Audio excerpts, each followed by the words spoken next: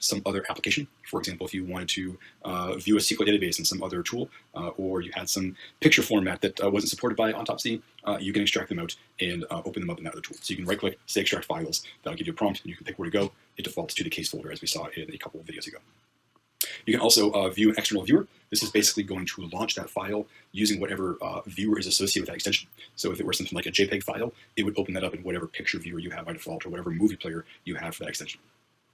The other one here, view a new window, is going to make an undocked content viewer. So remember, the content viewers are the viewers in the lower right-hand corner of Autopsy.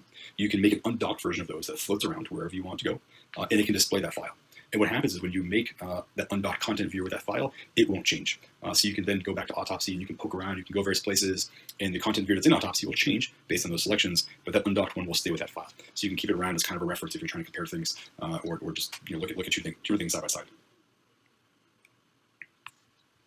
So there's also additional interfaces in Autopsy.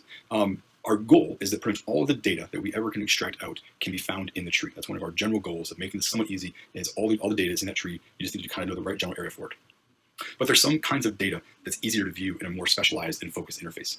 And for that reason, we have a couple of dedicated interfaces besides this three-pane tree table viewer approach. So one is the timeline, and this displays events sorted by time. And this is useful for you to be able to start with one item and see what happened before and after, or to answer questions about what happened in a given time range or on a given day.